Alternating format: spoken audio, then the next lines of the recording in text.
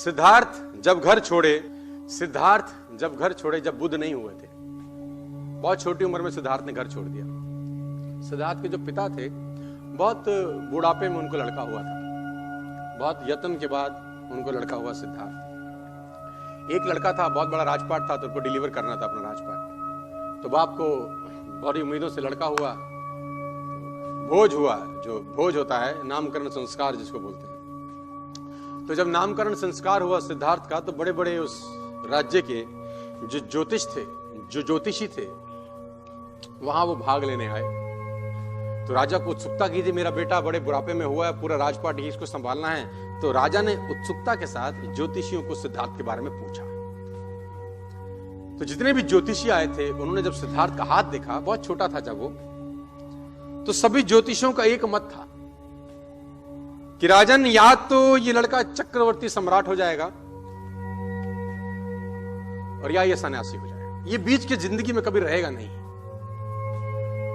या तो ये चक्रवर्ती सम्राट होगा या सन्यासी होगा, ये बीच का जीवन नहीं बिताएगा। अब राजा को बहुत भय हुआ कि इस उम्र के अंदर मेरे को बेटा हुआ, अगर यही सन्यासी हो गया तो इतना बड़ा राजपाट कौन संभालेगा।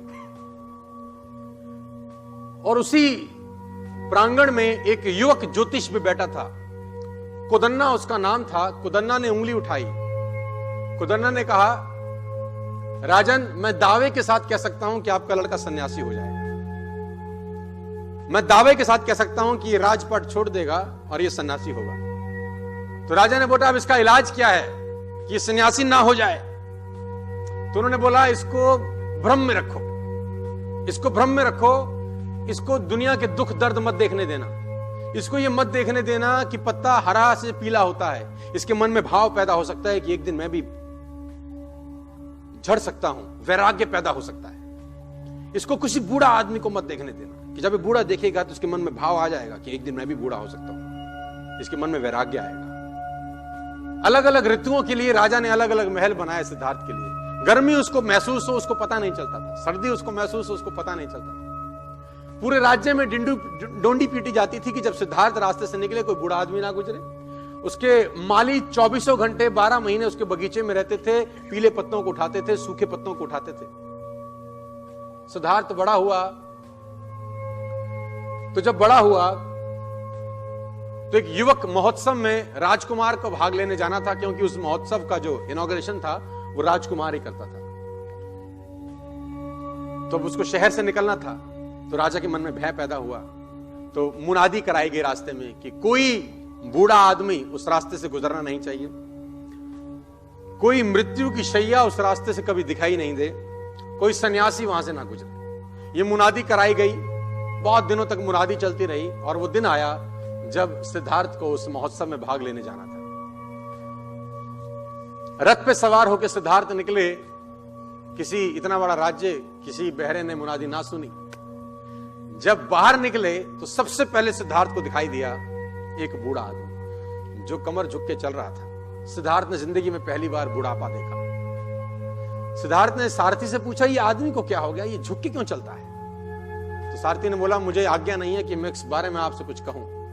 तो सिद्धार्थ ने बोला, मैं तुझको आज्ञा देता हूं, मैं राजा हूं तेरा, तुझे कत्ल कर दूंगा। तो मुझे आंसर दे कि झुक के क्यों चल रहा है।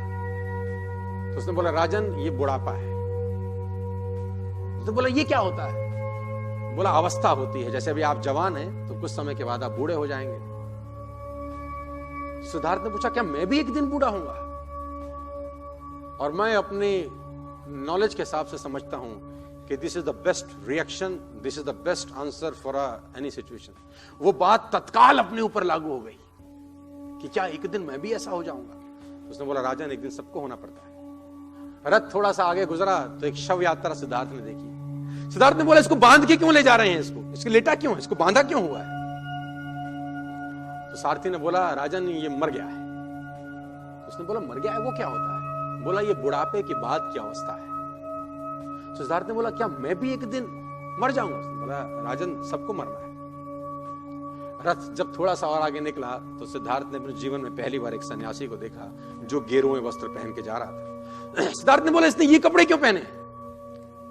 उसने बोला, राजन, ये सन्यासी हो गया है, इसने सब छोड़ दिया है कि जीवन में दुख है, तकलीफ है, ये ईश्वर की खोज में निकल गया। सिद्धार्थ ने बोला रथ रोको, यहीं से वापस ले लो। वो उस महोत्सव में भाग लेने नहीं गए और उस रात को सिद्धार्थ ने अपना घर छोड़ दिया। नया नया शादी हुआ था। उसी रात को सिद्धार्थ घर छोड़ के चले गए। और मैं आपको बताना चाहूंगा, जब 12 बरस बाद बुद्ध होके लौटे तो बीवी ने दरवाजा खोला। यशोधरा ने एक लाइन पूछी, मुझसे पूछ के क्यों नहीं गए?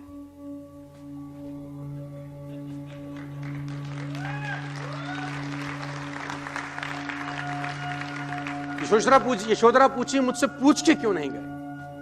बुद्ध ने कहा, मैं तुझसे पूछता तू मुझको जाने देती। तू मुझसे गुस्सा हो रही है कि मैं 12 साल तुझसे दूर रहा। तू मुझे गुस्सा हो रही है। तू ये मत देख कि कौन तेरे पास गया था, तू ये देख गया जो था वो कोई और था, लौटा जो है वो कोई और है। जो गया था वो लौट के नहीं आया। तो दोस्त, आपके 4 साल 5 साल 10 साल की तपस्या आपके परिवार को यह बताने के लिए काफी है कि आप गए कुछ और होंगे, लेकिन 10 साल बाद 5 साल बाद नेटवर्क मार्केटिंग में जब घर लौटेंगे तो आप होंगे नहीं। तो पूछने का जरूरत है नहीं, क्योंकि आप उनको बता नहीं पाएंगे कि आप किस काम से जा रहे हैं।